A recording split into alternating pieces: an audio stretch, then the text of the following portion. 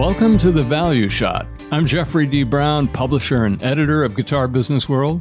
Now, these 16 original episodes were featured at the back of the show on Guitar Business Radio, where I talked about some basic foundational building blocks that you can use to help drive your business or career to the next level. Those segments have now been edited and repackaged for presentation here on GBW. They're short and full of simple but really powerful ideas you can put to use right now. I suggest listening to them in sequence to get the most out of them. So let's get to it. So in the last two episodes, in our discussion about taking your business or career to the next level, I talked about leveraging your knowledge. In episode 13, we looked at leveraging your skills, and last week, your resources. But today we're going to get into the third element, experience, and explore some of the ways you can leverage it to your advantage. So what does it mean to leverage your experience?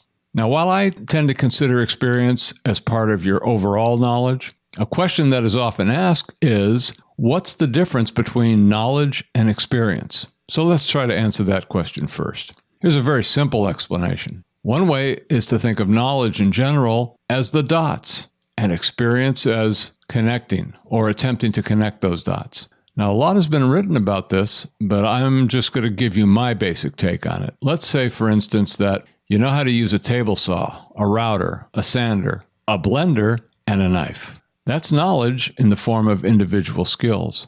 Building a chair, a guitar, or crafting a really delicious smoothie might be considered an experience, thus connecting the skills dots.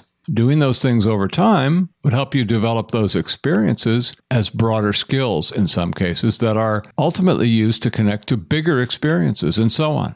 Here's another one. You live in the USA, but you've studied French history. You know something about French culture and where all the coffee houses in the country are located. You've also learned some French. Finally, you take a trip to France and you put all that basic knowledge and some existing skills to work, and that becomes the experience. Later, if you become interested in, say, Finland or, Colombia, you'll have a model to work from.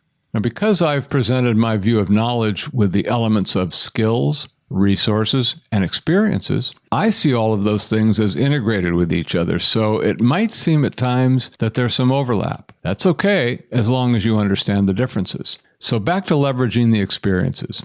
I've already given you a hint. Your individual experiences may become dots themselves that, when connected together with other experiences, become larger and more significant skills internally. Those may allow you to build better, more innovative products more efficiently, or provide a broader range of services, or expand your career capabilities. And again, I want to emphasize the value of these simple ideas. They're all building blocks.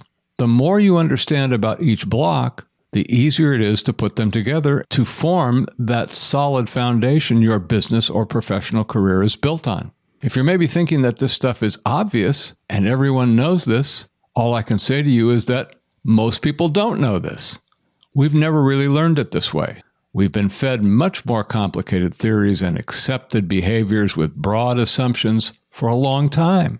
So we're not used to deconstructing things this way. But in many respects, that's exactly what we're doing. And it's what I call resimplification.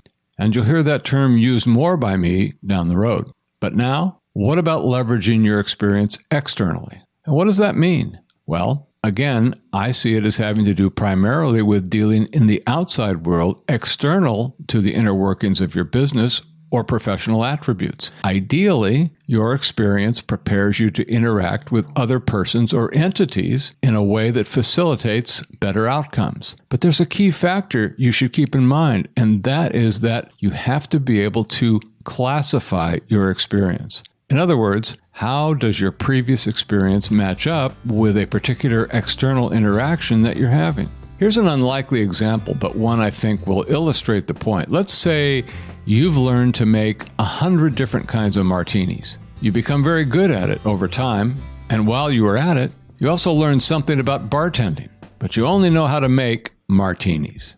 One evening, you're attending a gala event at the luxurious home of a friend. Of course, they have a bartender but he gets sick before the event has barely started. So your friend is aware of your so-called bartending skills and asks you to step in. What do?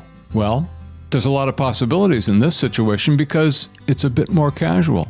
You could probably wing it.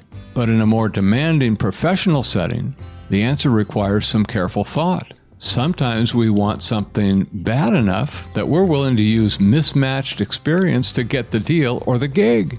Most of us have done that at one point or another, but it's risky business. Sometimes it works, sometimes it does not.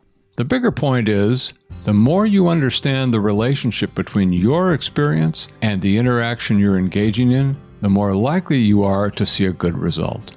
Now, in the next episode, I'm going to stay on the next level quest, and we're going to move into something called market messaging.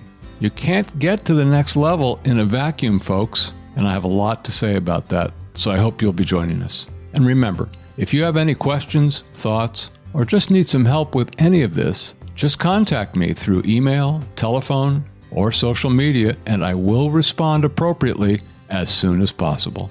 In the meantime, you know the drill. Stay positive, keep your long-term focus on the destination, and keep all your options open on how you're going to get there. Well, I hope you got some value from that, but I do want to emphasize again the need to listen in sequence. And just so you know, there are brand new episodes of The Value Shot on the way, so be sure you're subscribed to Guitar Business World here on Substack to get those as well as new editorial features and valuable resources. As always, we love to hear from you with questions or thoughts. You can contact us directly at guitarbusiness@substack.com. guitarbusiness@substack.com. I'm Jeffrey D. Brown. Thanks for listening, and I'll see you next time.